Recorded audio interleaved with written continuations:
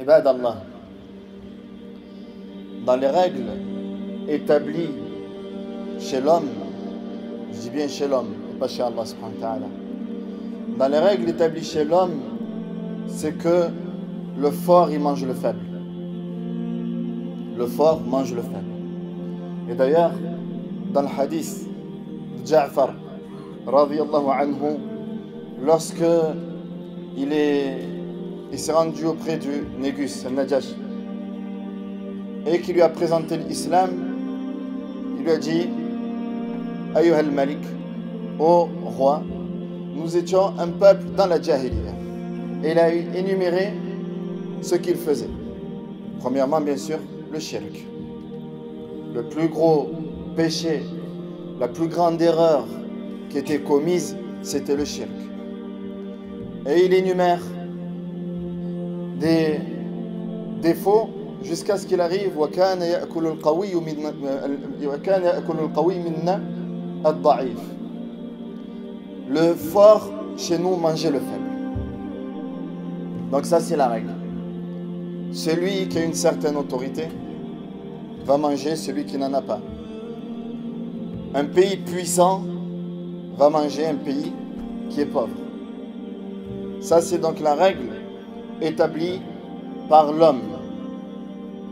Mais Allah subhanahu wa ta'ala, il a créé cette création et il a demandé à ce qu'on médite là-dessus. Inna fi khalqis samawati wal ard wa ikhtilafi al-layli wan nahar la ayatin li ulil albab. Certes, dans la création des cieux et de la terre et dans l'alternance de la nuit et du jour, il y a des signes pour les doués d'intelligence. Et ajib ayyuhal ikhwa. Parmi ces signes-là, c'est quand même lorsqu'on regarde ces fameux reportages animaliers, on se laisse quand même emporter là-dessus. Surtout quand on regarde la savane ou autre, al-muhim. Lorsque le prédateur va attaquer sa proie, c'est-à-dire lorsque le fort va attaquer le faible. Et si on était amené à faire des paris là-dessus, lorsqu'on voit 3 lions contre un buffle, on se dit quoi? Forcément, ce sont les lions qui vont gagner. Il n'y a pas de doute là-dessus. Tu es prêt à parier? Oui, je parie, tiens temps, et voilà. D'accord? Taïb, où je vais en venir? Dans ce documentaire-là, donc on voit 3 lions qui se rapprochent petit à petit du buffle. Et la nature du faible, c'est quoi? C'est de fuir.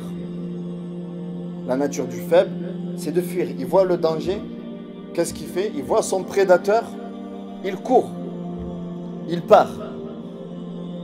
Forcément. Sauf que lui a décidé de faire face et de changer la loi, de changer les règles, de rester sur place et de contempler ces 3 lions et de ne pas faire marche arrière. Donc il est là face à 3 lions et donc on sait que les lions sont de grands prédateurs, que lorsqu'ils t'attrapent ils ne te lâchent plus, mais il décide de rien lâcher. Lui il dit ça va pas se passer comme tu as l'habitude. Donc déjà à ce moment-là, rien que le fait qu'ils rebellent et qu'ils se mettent face à ces 3 lions-là, les lions sont perturbés. Car ils n'ont pas l'habitude de ça. L'habitude, c'est que le fort mange le faible, et c'est comme ça. C'est ce qu'on nous a mis dans la tête. Ce buffle dit non. Et il reste et il fait face. Il fait face aux 3 lions, donc forcément les 3 lions attaquent. Elles se mettent à l'attaquer, par devant, par derrière, de tous les côtés. Bien sûr, le buffle, il essaie de se défendre. Il tombe, il perd du sang, il se fait mordre de tous les côtés, mais il ne lâche pas. Il lâche rien. Il lâche rien jusqu'à ce que ya'ti nasrullah, jusqu'à ce que la victoire d'Allah Azza wa Jalla elle vienne. Elle vient à ce moment-là, elle vient au moment où on croit que tout est perdu, on croit que... Et le buffle se relève, attrape une lionne. Avec quoi? La lionne, elle a quoi? Des canines, des griffes, elle est agile, elle a une vitesse. Le buffle n'a rien de tout ça. Le buffle n'a rien de tout ça, rien du tout. Le buffle, il a quoi? Il a sa détermination. Et Allah Azza wa Jal, il donne la victoire à qui? Pas à celui qui est le plus fort, à celui qui est le plus déterminé. Et quand on regarde dans le Coran les exemples, quand on regarde les exemples dans le Coran, وَقَتَلَ دَاوُودُ جَالُوتَ, juste entre David et Goliath. وَكَمْ مِنْ فِئَةٍ قَلِيلَةٍ غَلَبَتْ فِئَةً كَثِيرَةً بِإِذْنِ اللَّهِ. Et combien de groupes minimes ont renversé une majorité?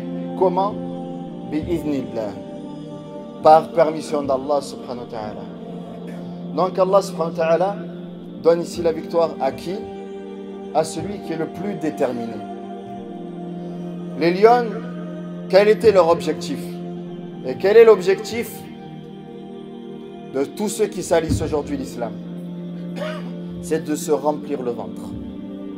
C'est tout. À travers toi, peu importe la manière, on cherche à se remplir le ventre. Le but, c'est quoi? C'est de mettre de côté. Quel était le but des lions? C'était de se remplir le ventre. C'est tout, rien d'autre. Quel était le but du buffle? Il était déterminé à quoi? À se battre. Pourquoi? Pour vivre. Sa détermination, elle était beaucoup plus grande. Elle était beaucoup plus grande que celle des lions. Quelle est notre détermination à nous? C'est ibadatullah. C'est tahqiq al-tawhid. C'est mettre en application la parole d'Allah, la ilaha illallah. Voilà quelle est notre détermination. Voilà la raison pour laquelle Allah Azza wa Jalla a créé les cieux et la terre. Voilà la raison pour laquelle Allah Azza wa Jalla a envoyé des messagers sur terre. Voilà la raison pour laquelle Allah a créé le paradis et l'enfer. La raison pour laquelle Allah subhanahu wa ta'ala nous a révélé le Coran. Et si on regarde aujourd'hui, on va réagir comme le système a été établi. On va regarder les armes du fort et les armes du faible. Les armes du fort, donc ici la lionne, on a évoqué toutes ces armes, toutes ces qualités.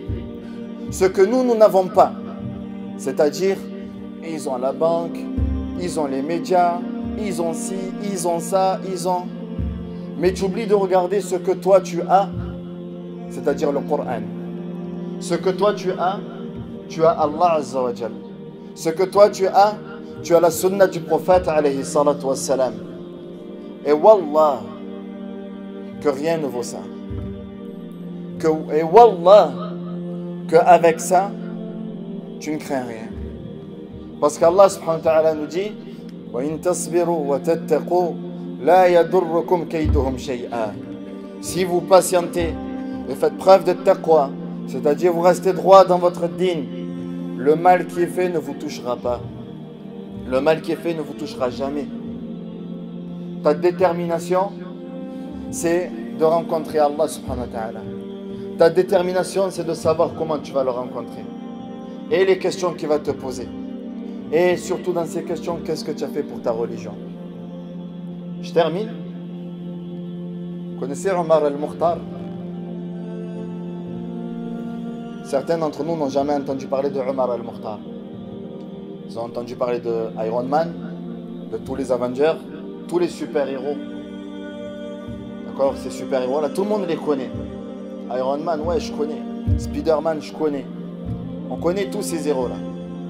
Ces héros. Nous, nos héros. Les hommes, Rijal, qu'Allah Azza wa Jalla mentionne dans le Coran. Parmi eux, il y a Omar al-Mukhtar. Omar al-Mukhtar, rahimahullah, wa radiyallahu anhu du'a'an. Cet homme-là, c'est un homme du XXe siècle, il y a quelques années de ça. Lorsque la Libye a été envahie par l'Italie, par Mussolini, les premiers qui avaient une maladie dans le cœur, lorsqu'ils ont vu Omar al-Mukhtar qui n'allait pas se laisser faire, sont venus lui ont dit: mais ils ont des avions, ils ont des chars, ils ont. Naam. Omar al-Mukhtar a répondu quoi? Nous on a le Coran. Nous on a le Coran et nous on a Allah Azza wa Jalla avec nous. Et il a dit: est-ce que ces avions-là, ils volent au-dessus d'Allah subhanahu wa ta'ala, ou c'est Allah Azza wa Jalla qui est au-dessus d'eux? Tawhid, la ilaha illallah. C'est Allah Azza wa Jalla qui est au-dessus de toutes choses. Sabbih isma rabbika al-a'la, le Très-Haut. Wa huwa al-qahiru fawqa ibadihi. Et Allah Azza wa Jalla, c'est celui qui domine tout et qui est au-dessus de toutes choses.